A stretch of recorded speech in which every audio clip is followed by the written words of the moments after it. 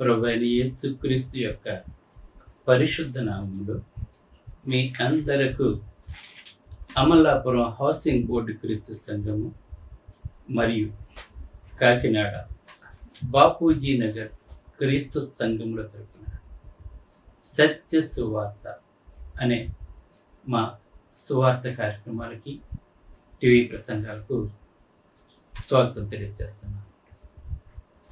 ప్రతిదినము కూడా అనేకమైన అంశములను తీసుకుని మీ ఆత్మలు బలపరచబడటానికి, భౌతికంగాను ఆత్మ సంబంధంగాను బలపడటానికి దేవుడు ఎంత గొప్పవాడో, ఆయన మన జీవితాల్లో ఎటువంటి గొప్ప కార్యాలు చేస్తున్నాడో, ఆయన ఏమి చేయగలడో మీకు వివరిస్తూ అనేకమైన సత్యమైన సంగతులు నేను మీకు వివరిస్తూ ఉన్నాను. అలాగనే ఇవాళ ఆలోచింపలేనిది అనే అంశం మీద మాట్లాడుతున్నాను. ఆలోచింపలేనిది ధ్యానశ్రీవాడు. ప్రార్థన చేసుకుందాం. పరిశుద్ధుడు అయిన తండ్రి, పరలోకమందున్న దేవ, నీ మహోన్నతమైన నామమునకు స్తోత్రములు స్తుతులు తెలియజేస్తూ ఉన్నాను తండ్రి. ఇవాళ ఆలోచింపలేనిది అనే అంశం మీద మాట్లాడబోతూ ఉండగా నీవే నాతో ఉండి మాట్లాడి, ఈ ప్రసంగం ద్వారా అనుకోని పరిస్థితులు మా జీవితాల్లో ఎదురైనప్పుడు మీ ఏం చెయ్యాలో తెలుసుకోవటానికి ఈ ప్రసంగం మాకు సహాయపడేలా చేయమని వినయపూర్వకముగా యేసు క్రీస్తు యొక్క పరిశుద్ధ నామములో ఈ ప్రార్థనాస్తుతులు చెల్లించి వేడుకొనిచున్నాను తండ్రి. ఆమేన్. ధ్యానాంశం ఏంటంటే ఆలోచింపలేనిది. అనుకోకుండా, అకస్మాత్తుగా మనము ఊహించిన సంఘటనలు మన జీవితంలో జరుగుతాయి. అసలు మనం ఎక్స్పెక్ట్ చేయమంటాము.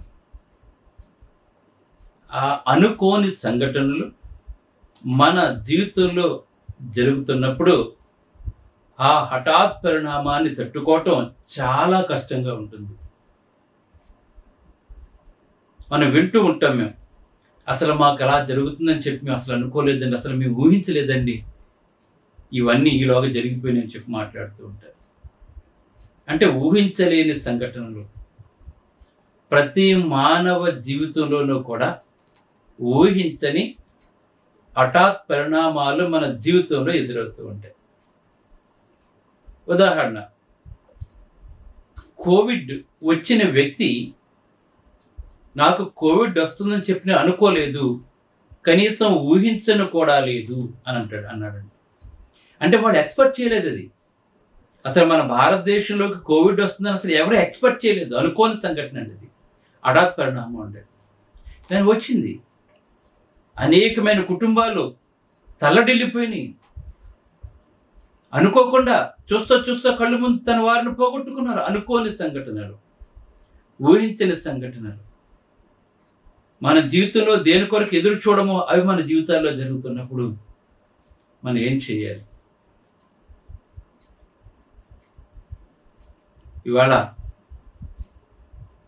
కొంతమంది వ్యక్తుల గురించి నేను మీకు తెలియజేస్తున్నాను. చక్కటి భార్య, 10 మంది పిల్లలు, ఆస్తిపాస్తులు, వీటితో పాటు దేవునియందు భయభక్తులు కలిగి ఉన్నాడు, యథార్థవంతుడిగా ఉన్నాడు, నీతిమంతుడిగా ఉన్నాడు, అడిగిన వారందరికీ సహాయం చేస్తున్నాడు. అతని దగ్గరకు వచ్చిన వారు కానీ అతని కంటికి ఏదైనా కనబడితే చేయలేనిది గాను అంటూ ఏమీ లేనటువంటి వాడు. అటువంటి వానికి తన జీవితంలో ఊహించినటువంటి గొప్ప సంభవాలు జరిగినాయండి. సంతోషంగా పిల్లలతో జీవిస్తున్నాడు. అతనికి ఎటువంటి లోటు లేదు. పోనీ దేవుని విడిచిపెట్టిన వాడా అంటే విడిచిపెట్టిన వాడు కూడా కాదండి. ఒకవేళ తన పిల్లలు ఎక్కడ పాపం చేస్తారేమో చెప్పి తన పిల్లల నిమిత్తము ఉదయాన్నే తన పిల్లలతో పాటు దేవునికి దహన బలులు, సమాధాన బలులు, పాప పరిహారార్థ బలులు అపరాధ బలులు ఇవన్నీ కూడా అర్పించేవాడండి. ఎంత మంచివాడు, యథార్థవంతుని చెప్పి దేవుడు చెబుతున్నటువంటి వాని జీవితంలో ఒక ఊహించని సంఘటన, ఆలోచింపలేనటువంటి సంఘటన తన జీవితంలో అసలు ఎప్పుడూ కూడా ఊహించుంటాడు ఆ సంఘటన. ఆ ఊజి దేశంలో తనంత గొప్పవాడు ఎవ్వరూ కూడా లేడు. ఆకస్మికంగా తన ఆస్తి అంతా ఒకే రోజున కోల్పోవటం, అంతేకాకుండా తన బిడ్డలందరూ కూడా చనిపోవటం తన కళ్ళ ముందు ఆలోచించలేనటువంటి, ఊహించినటువంటి సంఘటన. చాలా భయంకరమైన సంఘటన. 10 మంది పిల్లలు ఒక ఇంట్లో ఉండి విందు చేసుకుంటూ ఉన్నప్పుడు ఆ ఇల్లు కూలిపోయి 10 మంది పిల్లలు కూడా చచ్చిపోతే ఆ తండ్రి యొక్క హృదయం ఎలా ఉండి ఉంటుందో మీరు ఒక్కసారి ఆలోచన చేయండి. ఊహించిన సంఘటన. ఇంతవరకు కూడా తన జీవితంలో అటువంటి సంఘటన ఎప్పుడూ కూడా జరగలేదు. అసలు ఇటువంటి సంఘటన తన జీవితంలో జరుగుతుందని అతను కనీసం ఊహ కూడా ఊహించలేదండి. ఆస్తి పోతే సంపాదించుకోవచ్చు, పిల్లల 10 మంది ఒకసారి ఎంత శోకమండి ఆ గుండెకు. అయినా కానీ పైగా నడినెత్తి నుండి అరికాలి వరకు కూడా భయంకరమైన కురుపులతో ఒక వ్యాధి, బాధ. మన జీవితంలో మనం ఏవైతే ఊహించామో అటువంటి సంఘటనలు మన జీవితాల్లో జరుగుతూ ఉంటాయి. మానవ జీవితం అంటే దేన్నైనా సరే తట్టుకొని ముందుకు సాగిపోయేదే మానవ జీవితం. కృంగిపోయేది కాదండి, బలహీనపడేది కాదండి జీవితం. అలా అయితే యోబు చచ్చిపోవాలండి, తన భార్య కూడా చచ్చిపోవాలండి అలా జరిగినందుకు. కానీ చనిపోలేదండి అతను. నేను మీకు తెలియచేస్తాను, దేవునితో సహవాసాన్ని విడిచిపెట్టలేదు, దేవునికి కృతజ్ఞతాతుతులు చెల్లించటం మానలేదు, ఎంతో సహనాన్ని కలిగి జీవించాడండి. తన ప్రతి బాధ దేవునితో చెప్పుకున్నాడండి అతను. అలాగే మన జీవితంలో ఊహించని హఠాత్ పరిణామాలు జరిగినప్పుడు మనం ఏమి చేయలేం, ఎందుకంటే మన చేతిలో లేదు ఏది కూడా. మనం ఏడ్చినా ఏమి చేయలేం, దేవుణ్ణి తిట్టినా కూడా మనకు మంచి జరగదు. మనకి చాలామంది దేవుణ్ణి దూషిస్తూ ఉంటారు, కానీ దేవుణ్ణి దూషించకూడదు మనం. అయితే సహించాడు, తట్టుకున్నాడు, దేవుణ్ణి బ్రతిమాలుకున్నాడు, దేవుణ్ణి ప్రశ్నించాడు, తాను ప్రశ్నించుకున్నాడు. ఏది ఏమైనప్పటికీ దేవుని అందరి విశ్వాసాన్ని అతను పోగొట్టుకోలేదు, నమ్మకాన్ని పోగొట్టుకోలేదు. కొంతమంది వచ్చి తన మనసును కృంగదీసిన, బాధ కలగజేసినా కూడా నువ్వు ఏదో చేసావు, అందుకే నీకు ఇలా జరిగింది అని కొంతమంది, నువ్వు విత్తిన దాన్ని కోస్తున్నావు అని మరి కొంతమంది ఇలా మాట్లాడినా కూడా తను యథార్థవంతుడు గనక, అతను ఏమీ చేయలేదు గనక అప్పుడప్పుడు బాధపడినా దేవుణ్ణి ప్రశ్నించుకొని తనే నెమ్మది పొంది తన పోగొట్టుకున్న వాటన్నిటినీ కూడా తిరిగి పొంది గొప్ప సంతోషకరమైన జీవితాన్ని జీవించడండి. గనక దుఃఖం ఉంటుంది, కానీ దుఃఖం వెనకాలే మళ్ళీ సంతోషం ఉంటుంది. ఆ దుఃఖం చివరి వరకు కనుక ఉన్నట్లయితే ఈ భూమి మీద ఉన్న ఏ మానవుడు కూడా బ్రతకలేడని. మనమైతే, రక్షించబడిన మనమైతే, ఎవరైతే యేసుక్రీస్తు దేవుని కుమారుని ఒప్పుకుంటాడో, ఎవరైతే యేసుక్రీస్తు స్వరక్తం ఇచ్చి సంపాదించిన తన సంఘంలో ఉంటాడో, ఎవరైతే ప్రతి వారము ఆత్మతో సత్యముతో ఆరాధిస్తూ ఉంటారో, ఆరాధన నిర్లక్ష్యం చేయకుండా ఎవరైతే ఉంటారో, ప్రార్థన యందు, సహవాసమందు, వాక్యమందు, రొట్టె విచ్చుటయందు ఎవరైతే ఎడతెక్కువ ఉంటారో, వాళ్ళు దేవుడు వారికి ఇచ్చిన వాటిని మళ్ళా దేవుని సేవ కొరకు ఇతరులకు ఎవరైతే ఉపయోగిస్తూ ఉంటారో, అటువంటి వారందరూ కూడా కదలని సియోను పర్వతం వలె ఉంటారని చెప్పి దైవ గ్రంథం మనకు తెలియజేస్తుంది.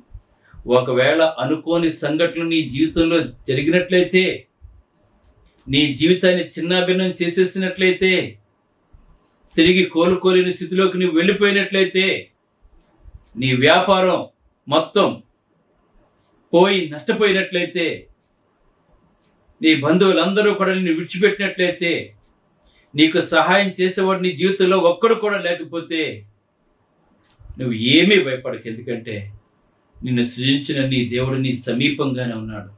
ఆయన మనకు సమీపంగా ఉన్న దేవుడే కానీ దూరముగా ఉండే దేవుడు కాదండి. నీ కష్టాన్ని చూస్తున్నాడు, నీ సంతోషాన్ని చూస్తున్నాడు. నిన్ను విడిచిపెట్టేవాడు కాదండి. ముదిమి వచ్చే వరకు నిన్ను ఎత్తుకునేటటువంటి వాడు, యుగ సమాప్తి వరకు సదాకాలము నీకు తోడుంటని వాగ్దానం చేసినటువంటి గొప్ప దేవుడు మన దేవుడు. కనుక ఆ యోబు ఎలాగైతే స్థిరంగా ఉన్నాడో నీవు కూడా అదే విశ్వాసాన్ని, అదే యథార్థతను, అదే కృతజ్ఞత కనుక నువ్వు కలిగి జీవించినట్లయితే ఆ దుఃఖాన్ని మళ్ళా సంతోషంగా మార్చే దేవుడు. ఎందుకంటే ఆయన ఏ ఒక్కరిని కూడా శాశ్వతంగా దుఃఖంలో ఉంచే దేవుడు కాదు, మన దేవుడు అంటే. ఇంద్రియ నిగ్రహం గల ఆత్మనిచ్చినటువంటి వాడు దేవుడు. నీలో పరిశుద్ధాత్మ కనుక లేకపోయినట్లయితే నువ్వు పిరికివాడుగా నీ జీవిస్తూ ఉంటావు. దేవుడు మనకిచ్చిన పరిశుద్ధాత్మ, మనకు ఇంద్రియ నిగ్రహం గల ఆత్మను మనకు అనుగ్రహించాడు. కనుక మనం ప్రార్థన చేసినప్పుడు, చేయటం రానప్పుడు, కృంగిపోయినప్పుడు మనలో ఉన్న పరిశుద్ధాత్మను మన కొరకు దేవునికి విజ్ఞప్తి చేస్తున్న సంగతి మీరు మర్చిపోకుండా ఉండండి. దేవుడు మనల్ని విడిచిపెట్టేవాడు కాదు. నిన్న నేడు నిరంతరము ఏకరీతిగా ఉన్న దేవుడు. మనమే అవసరానికి ఒకలాగా మారుతూ ఉంటాం. మనమే దేవునికి దూరంగా తిరుగుతూ ఉంటాం. మనం ఈ లోక వ్యాపకాల్లో పడిపోయి మనం దేవుడిని దూరం చేసుకుంటూ ఉన్నాం. మనం కనుక మనం అలా చేసుకోకూడదండి. ఆ యోబును మళ్ళా దేవుడు ఎలాగైతే స్థిరపరిచాడో అలాగే తన ముగ్గురు కూతుళ్ళు ప్రపంచంలో అంత సౌందర్యవతులు ఇంక మళ్ళీ ఎవరూ లేరు, పుట్టలేదు, పుట్టబోరని కూడా దేవుడు చెప్పాడు. అంటే మళ్ళా తిరిగి తన 10 మంది పిల్లల్ని దేవుడు అనుగ్రహించాడు. పోగొట్టుకున్న దానికి రెట్టింపు దేవుడు దయచేశాడు. మళ్ళా తన జీవితంలో ఎప్పుడూ కూడా వెనక్కి తిరిగి చూడకుండా మరణించే వరకు కూడా సంతోషకరమైన జీవితాన్ని దేవుడు అతనికి అనుగ్రహించాడు. ఒక దుఃఖం వెంబడే సంతోషం ఉంటుందన్న సంగతిని మీరు మర్చిపోకండి. గాయము చేయవాడు ఆయనే, కట్టువాడు కూడా ఆయనండి. కృంగిన వారిని లేవనెత్తివాడు కూడా ఆయన అని చెప్పి నీవు తెలుసుకోవాల్సిన వాడు ఆయన. అలాగనే రెండవ ఉదాహరణగా చూసినట్లయితే రూతు గురించి మనకు తెలుసండి. తన మామను పోగొట్టుకుంది, తన బావగారిని పోగొట్టుకుంది, తన భర్తను కూడా పోగొట్టుకుందండి. ముగ్గురు మరణించారు. కుటుంబ యజమానులు అందరూ కూడా చనిపోయారు. ఊహించిన సంఘటన. మామగారు అంటే ముసలివాడు అనుకుందాం పోని, బావగారు ఆయన పెద్దవాడు అనుకుందాం పోని. తను యవ్వనంలో ఉంది, తన భర్త యవ్వనంలో ఉన్నటువంటి వాడు ఆకస్మికంగా మరణించాడు. ఆ చిన్న వయసులో భర్త చనిపోతే ఎంత భయంకరంగా ఉంటుందో అర్థం చేసుకోండి. తన తోడును కోల్పోతే, తన దీపం ఆరిపోతే ఎలా ఉంటుంది? పైగా యవ్వన కాలంలో ఉన్నాడు. పైగా మోయాబు దేశం నుంచి వచ్చిన అన్యజాతి స్త్రీ. కానీ నీ దేవుడే నా దేవుడు, నీ ప్రజలే నా ప్రజలు, మరణమైన దేవన్న నీతోటని చెప్పి తన భర్తను పోగొట్టుకున్నటువంటి, తన ఒంటరైన తన అత్తని విడిచిపెట్టకుండా మానవత్వాన్ని చాటుకున్నటువంటి స్త్రీ అండి. కానీ మోయాబు స్త్రీ అలాగుండడు. విగ్రహారాధకులు, దేవుని చేత శపించబడినటువంటి వాళ్ళు, అటువంటి మనసు అటువంటి వారికి ఉండదండి. కానీ ఎప్పుడైతే నయోమి కోడలైందో, నిజమైన దేవుడైన యెహోవా అని తెలుసుకుని ధర్మశాస్త్ర ప్రకారంగా జీవించి తన భర్తను పోగొట్టుకున్నా కూడా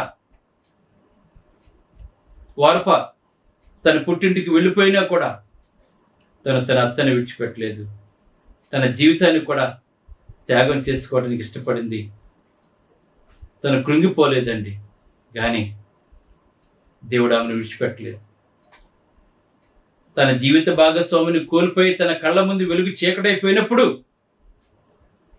తన జీవిత యాత్రలో ముందుకు సాగిపోవటానికే ప్రయత్నం చేసింది, కానీ కృంగిపోయి అక్కడితో తన జీవితాన్ని ఆపేసుకోవాలని చెప్పనుకోలేదండి. ఒకవేళ అదే గనక జరిగి ఉన్నట్లయితే ఆమె గురించి మనం ఇవాళ చెప్పుకునేవాళ్ళం కాదండి. కానీ దేవుడు ఎప్పుడూ కూడా సర్వశక్తుడు, దుష్కార్యములు చేయడం అసంభవ సంగతి తెలుసుకోవాలి మనం. ఒకవేళ మన జీవితంలో ఒక దుస్సంఘటన జరిగినా కూడా దాని వెనకాల మరలా దానిని రికవర్ చేసే శక్తి కూడా దేవునికి ఉందన్న సంగతి మనం మర్చిపోకూడదండి. దేవుడు ఏం చేశాడండి?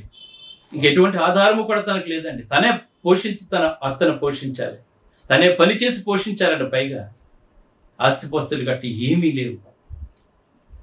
పాడైపోయిన ఇల్లు ఉందండి అక్కడ. తనే బాగు చేసుకోవాలి. తన జీవితం గురించి తను ఆలోచించుకోలేదంటే నీ దేవుడే నా దేవుడు. ఆ ఒక్క మాట చాలు. నీ దేవుడే నా దేవుడు. నువ్వు నమ్ముకున్న దేవుడు ఎట్టి పరిస్థితుల్లోనూ కూడా మనల్ని విడిచిపెట్టని నమ్మింది. మనం నమ్ముకున్న దేవుడు గొప్పవాడు గనుక, సర్వాంతర్యామి, సర్వ సృష్టికర్త గనక, సర్వజ్ఞాని గనక, ఆయన సమస్తము చేయగలిగినటువంటి వాడు గనక, ఆయనకి అసాధ్యమైనది ఏది కూడా లేదు గనక, ఆ రూతు జీవితంలో చేసిన గొప్ప కార్యాలు నీ జీవితంలో కూడా చేస్తాను. నువ్వు గ్రహించినట్లయితే నీ విశ్వాసాన్ని కోల్పోకుండా ఉంటావు. నీ జీవనయాత్రలో ముందుకు సాగిపోతావు. విజయాన్ని నువ్వు చూస్తావు కానీ అపజయం నీ జీవితంలోకి రాకుండా ఉంటుంది. అనుకోని సంఘటనలు మన జీవితంలో జరిగినప్పుడు అక్కడితో మన జీవితం అయిపోలేదండి. ఇంకా అంతకు మించి దేవుడు మనకు చేయబోతున్నట్లేక, అంతకు మించి మళ్ళీ దేవుడు మనకు చేయబోతున్నట్లేక, తన పోగొట్టుకున్న దానికంటే రెట్టింపు పొందాడని యోబు. అలాగనే ఇక్కడ రూతు తన భర్తను పోగొట్టుకున్న మాట నిజమే, కానీ తన విశ్వాసము, తన భక్తి, తన యథార్థత, తన ప్రేమ, ఇతరుల తన ప్రేమ, ఆ ఊర్లోనే ధనవంతులైనటువంటి వారితో వివాహం జరిగిందండి. ఒకప్పుడు తన భర్త సామాన్యుడే. ఎందుకంటే ఇక్కడ కరువు వచ్చేసి, తన ఉన్న ఊర్లో కరువు వచ్చేసి వేరే దేశం వెళ్ళిపోయినట్టు వీళ్ళు. ఒక సామాన్యమైనటువంటి వాడండి. కానీ దేవుడు తన చేసిన త్యాగానికి, తన దేవుని ఉన్న విశ్వాసానికి, తన భర్త చనిపోయినా కూడా అంతకంటే 1000 రెట్లు గొప్పవాడైనటువంటి బోయేజు ఆ ఊరంతటికీ కూడా ధనవంతుడండి. అతడు ఆమె యొక్క మనస్తత్వాన్ని, మంచితనాన్ని గుర్తించి, అతను కూడా తన దూరపు బంధువే గనుక తను ఆమెను వివాహం చేసుకున్నాడు. ఆ సంతానం నుంచే మన ప్రభువైన యేసుక్రీస్తు వచ్చాడు. చూడండి, దేవుడు ఒకటి పోగొట్టుకుంటే 100 రెట్లు గొప్ప దేవుడు మనకిస్తాడు. మనకి ఇది మనం అందరము కూడా తెలుసుకోవాలి. కానీ మనం పోగొట్టుకున్న వాటి వెనకాలే పరిగెట్టాలని చెప్పి అనుకుంటాం, కానీ దేవుడు చేయబోయే మేలులు మనం చూడలేకపోతున్నాం. మనం దేవుడు ఏమైతే చేయబోతున్నాడో, ఎందుకు నీ జీవితంలో ఇటువంటి దుస్సంఘటన జరిగిందో, దేవుడు నీ జీవితంలో ఏదో గొప్ప కార్యం చేయబోతున్నాడో సంగతి వీటి ద్వారా మనం తెలుసుకోవాల్సిన వారమే. మనం ఏమనుకుంటాం, మనం అయిపోయింది, ఇంకా నా జీవితం అల్లకొల్లం అయిపోయింది, ఇంక పని చేయదని చెప్పి అనుకుంటూ ఉంటాం. కానీ దేవుడు మన పక్షాన ఉన్నాడని, దేవుడు మనల్ని ఎప్పుడు విడిచిపెట్టని, ఆయన ఆశించిన వారికి ఏ కీడు కూడా జరగదని, కీడును కూడా మేలుగా మార్చే దేవుడు మన దేవుడని, దుఃఖాన్ని సంతోషంగా మార్చే దేవుడని, విచారాన్ని నాట్యమాడేవారిగా చేసే దేవుడని మన దేవుడు మనం తెలుసుకోవాల్సిన వారిని ఈ సంఘటన బట్టి. ఆమె కృంగిపోయినా దేవుడు తన జీవితంలో మళ్ళీ గొప్ప వెలుగునిచ్చాడు. ఇప్పుడు ఆ ఊరికే ధనవంతుడైన బోయేజుతో వివాహం జరిగింది. తన అత్తను తన కూతురులా చూసుకుంటూ సంతోషకరమైన జీవితాన్ని జీవించింది. పోగొట్టుకున్న సార్లోనే మళ్ళీ దేవుడు మళ్ళీ అనుగ్రహిస్తుంటాడు. నేను గమనించాలి మనం. అదేవిధంగా హిజ్కియా గురించి మనకు తెలుసు. హిజ్కియా గురించి మనకు తెలుసండి. ఆయన రాజుగా ఉన్నాడు. పాడైపోయిన దేవాలయాన్ని బాగు చేయించాడు. విగ్రహారాధన నుంచి మళ్ళా తన ప్రజలందరినీ దేవుని వైపు నడిపించాడు. తను తన అధికారులతో ఉదయాన్నే లేచి దేవుని మందిరానికి వెళ్ళి బళ్ళు, నైవేద్యాలు, అర్పణలు అర్పించేవాడు. పాత నిబంధన కాలంలో ధర్మశాస్త్రం ప్రకారంగా సొలొమోను కోనేరును తవ్వించాడు. ఎంతో మంచిగా పరిపాలన చేస్తున్నాడు. అలాగే సాగిపోతుందని చెప్పి అనుకున్నాడండి. అతను చక్కగా సాగిపోతుంది. తను ఊహించలేదండి. ఒక క్యాన్సర్ వ్యాధి వచ్చింది అతనికి. ఊహించలేని సంఘటన, ఆలోచింపలేనటువంటిదండి. తన జీవితం అనుకోలేదండి. అయ్యో, అతను మంచి పనులు చేస్తున్నాడు. అతను విగ్రహారాధన వైపు వెళ్ళిపోయి దేవుని మందిరాన్ని పట్టించుకోకపోతే, ఆ దేవుని మందిరం పాడైపోతే, మళ్ళా శుభ్రంగా దేవుని మందిరాన్ని బాగు చేయించి యాజకులను పెట్టి మళ్ళా దేవునికి త్యాగం చేసినటువంటి వాడండి అతను. ఇశ్రాయేలు ప్రజలందరినీ దేవుని వైపు నడిపించినటువంటి వాడండి అతను. ప్రవక్త వచ్చాడు, చెప్పాడు, దేవుడు చెప్పన్నాడు, నువ్వు నీ క్యాన్సర్ వచ్చింది కానీ నువ్వు చనిపోబోతున్నావు, నువ్వు నీళ్ళు చక్కబెట్టుకోమని చెప్పేసాడండి. ఎంత ఘోరమైన విషయం అండి అది. సంతోషంగా ఉన్నటువంటి వాడు నువ్వు రేపు చచ్చిపోతుంటే ఎలా ఉంటుంది? ఎంత బాధ అండి అది. ఎంత గొప్ప భక్తులైనా సరే అది మనిషిని కృంగతీసేస్తుంటుందండి. నేను పోలైతే నా మటుకైతే బ్రతుకుడికి క్రీస్తే, చావు అయితే లాభం అని చెప్పి అతను చావును కూడా ప్రేమతో సంతోషంగా ఆహ్వానించినటువంటి వాడు. స్తెఫను కూడా తను చంపబోతుంటే సంతోషంగా తన మరణాన్ని అంగీకరించినటువంటి వాడండి. అతను స్వాగతం పలికినటువంటి వాడండి. దేవునిలో ఉన్నటువంటి నిబ్బరాన్ని కలిగి ఉండాలి. ఇటువంటి నిబ్బరాన్ని కలిగి ఉంటారు. అయితే అతను గోడ తట్టు తిరిగి దేవునికి ప్రార్థన చేశాడు కన్నీళ్లతో. తండ్రి, ఏంటి ప్రభా సుఖంగా సాగిపోతున్న జీవితంలో యథార్థ పరిణామం ఏంటి? నేను అసలు ఆలోచించలేదు ప్రభా.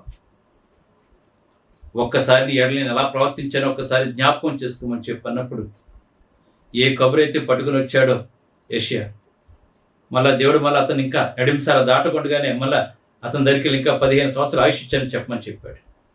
గమనించిన దుఃఖాన్ని సంతోషంగా మార్చేవాడు దేవుడు. నీ జీవితంలో ఎటువంటి ఆకస్మిక సంఘటనలు జరిగినా కూడా దేవుడు నిన్ను విడిచిపెట్టని, నువ్వు దేవునిలో ఉన్నావని మనం తెలుసుకోవాలి. నువ్వు యేసుక్రీస్తు దేవుని కూడా ఒప్పుకొని పాప క్షమాపణ బాప్సం పొంది పరిశుద్ధాత్మైన వరాన్ని పొంది నీ పేరు జీవగ్రంథంలో ఉన్నప్పుడు, నువ్వు ఆత్మతో సత్యంతో దేవుని ఆరాధిస్తున్నప్పుడు, దేవుడు స్థాపించిన సంఘంలో నీవు ఉన్నప్పుడు ఏది నీకు అంత మాత్రము కూడా హాని చేయదు. దుఃఖం సంతోషంగా మార్చుతాడు దేవుడు. దావీదు దేవునికి ఇష్టానుసారమైన మనుషుడే, కానీ తను చేసిన తప్పిదం వల్ల తన సొంత కుమారులు అతనిని మోసగించారు అనే వాస్తవం పట్టుకొని వినటం ఆలోచింపలేదండి. అతను తన చెప్పకుండా తన కొడుకు రాజైపోయాడు. అతను పారిపోయాడండి, అదుల్లమ్మ గుహలోకి పారిపోయాడండి. ఊహించిన సంఘటనలు ఎదురవుతున్నాయి. అయినా కానీ దేవుడు అతను విడిచిపెట్టలేదండి. తిరిగి మళ్ళీ అతన్నే రాజుగా చేశాడు. కనుక ఆలోచింపలేని సంఘటనలు మన జీవితంలో ఎన్నో జరుగుతాయి. ఒకవేళ ఇప్పుడు జరగకపోయిన భవిష్యత్తులో జరిగినా కూడా మనం కృంగిపోకుండా, ఓడిపోకుండా వారు ఎలాగైతే గెలిచారో అలాగే ఉండాలని, క్రీస్తులో వరకు ఓటం లేదని నీవు నేను తెలుసుకోవాల్సిన వారని ప్రార్థన చేసుకో. పరలోకమందున్న మా ప్రియ తండ్రి, పరిశుద్ధుడు, నీ పరిశుద్ధ నామమున స్తోత్రాలు తండ్రి. ఒక చక్కటి ప్రసంగం తండ్రి. ఆలోచింపలేని సంఘటనలు, అనుకోని సంఘటనలు, ఆకస్మిక సంఘటనలు తండ్రి జీవితాల్లో జరుగుతున్నప్పుడు మేము ఏం చేయాలి, వారు ఎలా అధిగమించారో మేము తెలుసుకున్నాం ప్రభు. ఆయన యేసుక్రీస్తు వారు కూడా ఆయన సిలువ వేసినప్పుడు ఆయన మరణాన్ని అధిగమించి తిరిగి లేచాడు తండ్రి. అంత గొప్ప శక్తి క్రీస్తులో మాకు అనుగ్రహించావు ప్రభు, మీకు స్తోత్రాలు. ఇటువంటి వర్తమానం మా ప్రియులందరికీ తెలియజేసి వారిని బలపరిచి అనేక మంది నిశ్చయం నడిపించాలని, సత్యంలో వారిని జీవింపు చేయాలని ఆలోచన తండ్రి. ఈ సువార్త జీవజాలు కూడా ప్రపంచమంతా వ్యాప్తం చేసి నీ గుప్పులు ఇప్పి నీ దాసులు చేస్తున్న సేవను దీవించి అమలాపురం కాయకల్లో మందిరాలు నిర్మించుకోవాలి తండ్రి. స్థలాలు కొనుక్కోవాలి తండ్రి. ఎక్కడ పడితే అక్కడ సంఘాలు ప్రారంభించి సత్యం తెలియజేయాలి తండ్రి. నేను నా కుటుంబంలో ఎప్పుడు ఆరోగ్య సేవ చేయాలి తండ్రి. ఈ వాక్యాన్ని ప్రతి ఒక్కరూ బాగా సంతోషించి ప్రతి ఒక్కరు అక్కడలో తీర్చి సంతోషంగా ఉండాలి తండ్రి. ఈ వాక్యాన్ని ప్రతి ఒక్క కుటుంబాన్ని దీవించి ఆస్వాదించమని, మా సహోదరి సోదరులందరికీ మా ప్రార్థనా సందేశం చేయమని, ఇంకా ఎక్కువ సేవ చేసేలా చేయమని, నా తలాంతులు సంపూర్ణంగా ఉపయోగించుకోమని క్రీస్తునామమున వేడుకొంచున్నాను తండ్రి. ఆమేన్. మీ అందరికీ వందనములు. బ్రదర్ జార్జ్ రాజు వారా, church of Christ, housing board, Amalapuram, near KIMS medical college, Konaseema district, 523201. Mobile number 9848730355, 92933174174. Email ID georgerajuvara@gmail.com. Website www.helpingforpoor.com.